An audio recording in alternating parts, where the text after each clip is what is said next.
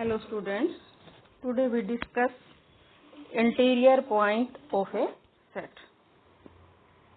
If A is a neighborhood of a point X, A क्या है? A is a subset of R. Then the point X is called an interior point of A. In other words, let A is a subset of R.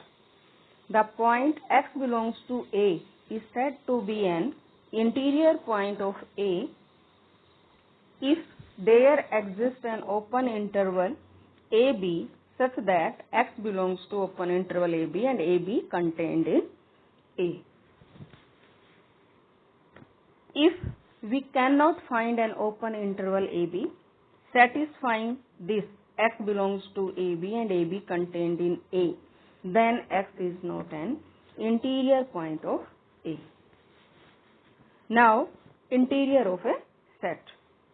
The set of all interior points of A, जितने भी A के interior point हैं, उनकी collection is called the interior of A and is denoted by A interior or int dot A. The following examples of interior of a set. We know that every open interval is neighborhood of each of its points. तो इसका मतलब open interval A B का interior क्या आएगा, क्योंकि ये अपने हर point की नेबरहुड बनता है और इसके अंदर ए भी नहीं है और बी भी नहीं है, बाकी सभी पॉइंट की बनेगा नेबरहुड ये. तो therefore interior of open interval A B is equal to open interval A B. As we know that close interval is a neighbourhood of all of its points except the end points. That is interior of close interval A B is equal to open interval AB. Q? Because it is not the neighborhood of A and B. So therefore, in the interior of this closed interval, A and B do not lie. Similarly, semi open या semi closed interval की जो interior लेंगे, वो भी क्या आएगी? Open interval. Next.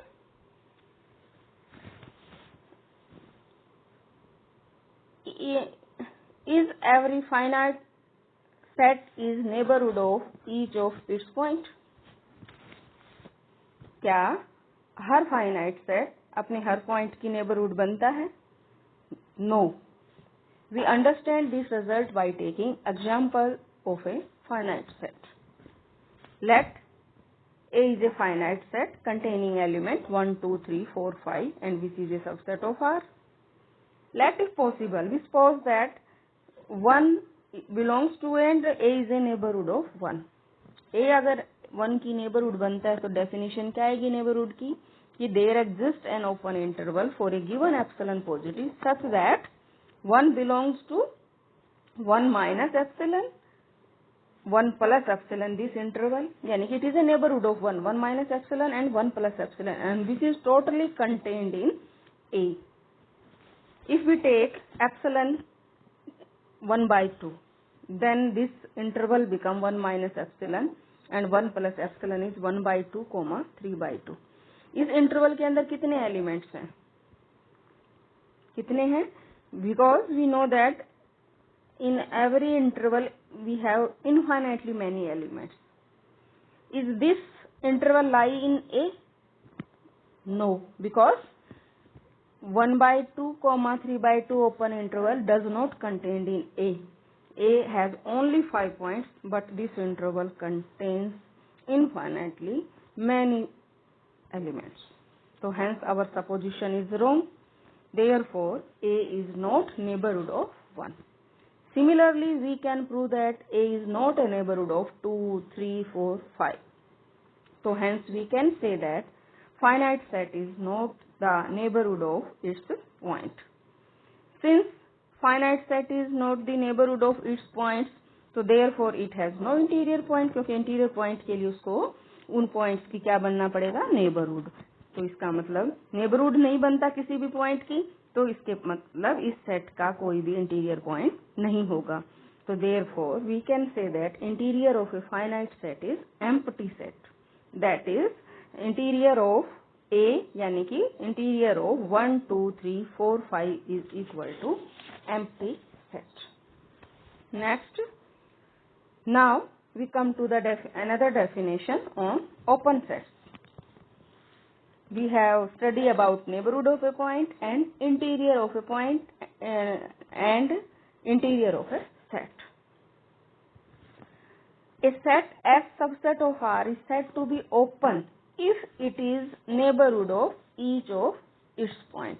यानी कि किसी भी सेट को ओपन सेट कब कहेंगे, जब वो अपने हर पॉइंट की नेबरहुड बनता हो. जरूरी नहीं ना कोई भी सेट अपने हर पॉइंट की नेबरहुड बनता हो. जैसे हमने क्लोज इंटरवल में बताया था कि it is the neighbourhood of its point accept the and point. And points की वो नेबरहुड नहीं बनता, तो इसका मतलब ओपन सेट भी नहीं बनेगा.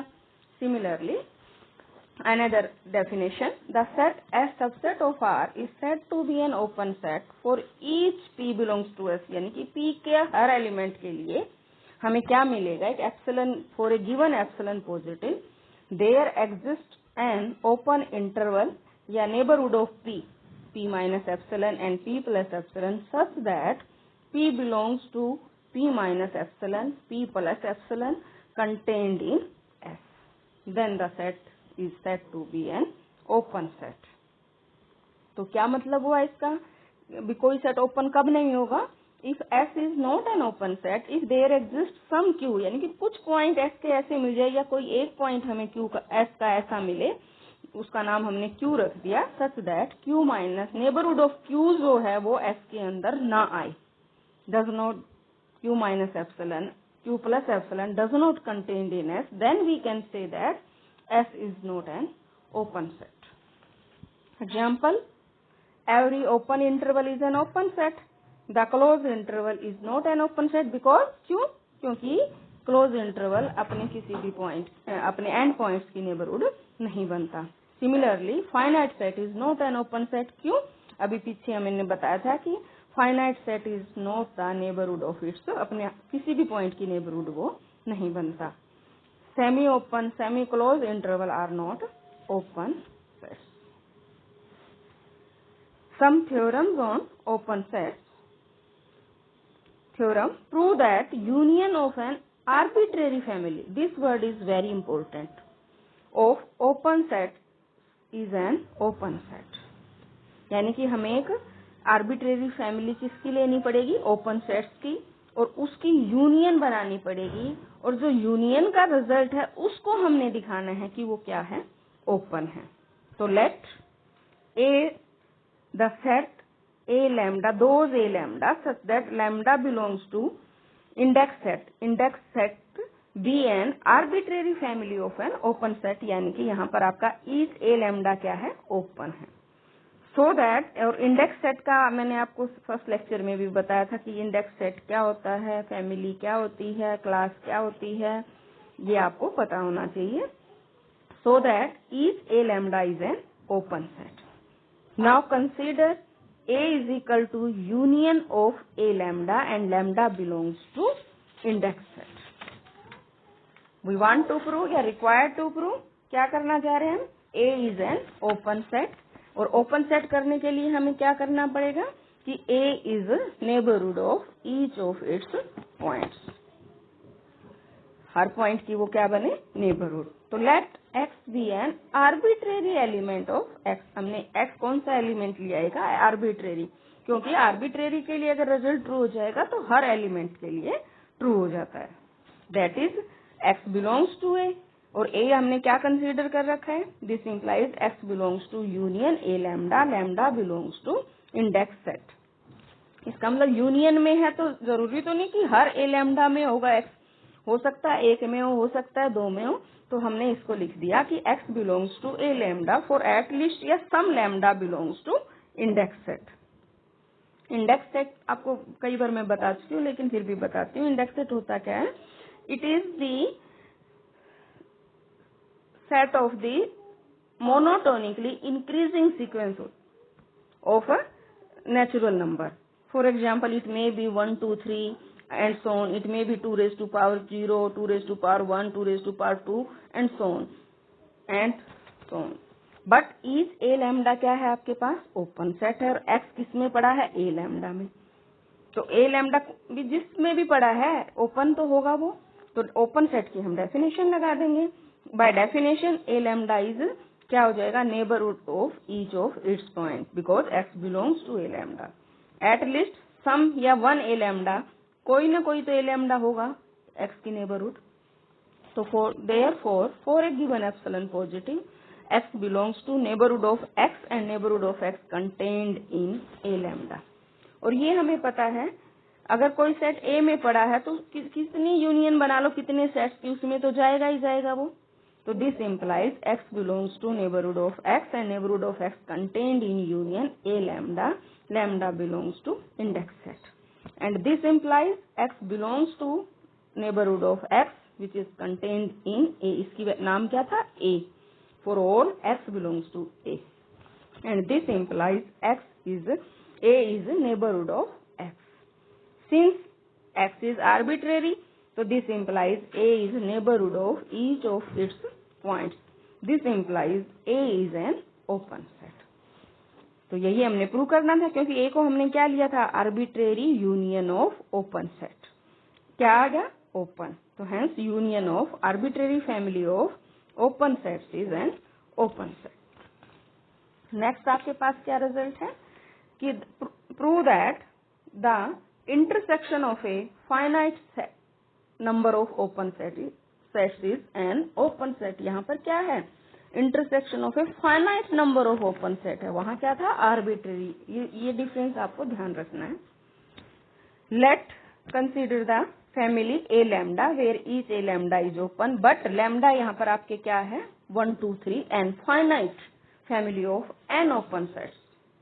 Consider A is intersection of a lambda and lambda running from 1 to n। Required to prove A is an open set, so therefore there are two cases arises, A is empty or A is non-empty।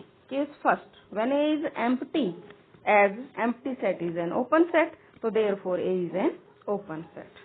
Now case second, when A is non-empty, इसका मतलब कोई ना कोई element होगा उसके अंदर, तो हमने मान लिया let x be any element of A, that is x belongs to A। x belongs to A, इसका मतलब क्या हुआ, A किसके इक्वल है, this implies x belongs to intersection A lambda, lambda running from 1 to n, and this implies x belongs to A lambda, क्योंकि intersection में है तो क्या होगा, हर A लैम्डा में होगा ना, तो for each lambda 1 2 n means x कहाँ कहाँ है, A1 में भी है, A2 में भी है, A3 में भी है और an भी है, और ईच ai's यानी कि A1 A2 an सारे के सारे क्या हैं, ये ओपन है। तो therefore by definition of an open set is A lambda is neighborhood of each of its point। अपने कोई भी पॉइंट हो उनके अंदर अपने हर पॉइंट्स की वो क्या बनेंगे, नेबरहुड बनेंगे। तो therefore there exist epsilon lambda greater than 0, lambda 1 2 up to n such that 1 रखेंगे तब क्या आएगा, x belongs to x minus epsilon 1 plus into x plus epsilon 1 which is contained in A1, 2 corresponding to A2 and n corresponding to an, यानी कि x belongs to x minus epsilon n, x plus epsilon n, and with neighborhood of x contained in an। Now consider epsilon is minimum of these epsilon 1, epsilon 1, epsilon 2 and epsilon n। So therefore x minus epsilon contained in x plus epsilon, this open interval contained in x minus epsilon lambda into x plus epsilon lambda, and which is contained in A lambda, because we choose here epsilon is minimum of these epsilon, so therefore for each lambda running from 1 to n, this implies we can say that x minus epsilon, x plus epsilon contained in A lambda for each lambda 1 to n, and this implies x minus epsilon, x plus epsilon, this interval contained in A lambda for each lambda 1 2 up to n, and this implies x belongs to x minus epsilon, x plus epsilon, and which is contained in her A lambda में है, हर lambda के लिए, तो therefore इसकी intersection में भी होगा, और दिस इंटरसेक्शन किसके इक्वल है, A के इक्वल है, यानी कि we have x belongs to open interval x minus epsilon x plus epsilon and which is contained in A. This implies A is neighborhood of x, but x is arbitrary point of A, so therefore A is neighborhood of each of its points. So A is equal to intersection lambda running from 1 to n. A lambda is an open set. Hence, the intersection of finite number of open sets is an open set. तो एक question आता है दिमाग में, अभी पीछे हमने union वाला भी किया था, उसमें क्या था? The arbitrary union of open sets is open. Is the intersection of arbitrary family of open sets is open? No. We prove this result by taking example. Consider an open interval minus 1 by n to 1 by n for each n belongs to natural number. Clearly a1 a2 an सारे के सारे ये n जो sets हैं वो क्या है? Open है। बट इनकी इंटरसेक्शन करेंगे तो उस इंटरसेक्शन आपके पास क्या आएगी? Only zero, singleton set. We get a singleton set of these intersection of these AIs, which is singleton set बोलो या फाइनाइट सेट बोलो, एक ही बात है। Which is a finite set और a singleton set means it contained only one element. तो we know that finite set आ गया, तो finite set is not a neighbourhood of its point. अभी हमने पीछे आपको रिजल्ट प्रूव करके दिखाया था कि फाइनाइट सेट अपने पॉइंट्स की किसी भी पॉइंट्स की नेबरहुड वो नहीं बनता, तो जीरो की भी नेबरहुड ये नहीं बनेगा। या ऐसे कह सकते हैं हम कि for a given epsilon positive neighbourhood of zero, यानी कि zero minus epsilon, zero plus epsilon open interval आएगा, वो सिंगलटन जीरो में नहीं होगा, because this interval contain infinitely many elements, but singleton 0 contain only one element which is 0. So therefore intersection n running from 1 to infinity, because arbitrary intersection की हम बात कर रहे हैं, तो वो क्या नहीं आई आपकी? ओपन सेट नहीं आई, is not an open set. Hence intersection of arbitrary family of open set is not open. तो ये आपका सारा इंटीरियर के बारे में था, ओपन सेट्स के बारे में था बच्चों। आप बुक्स में भी बहुत सारे एग्जाम्पल है, सारे कर सकते हो। If you have any problem you can discuss with me.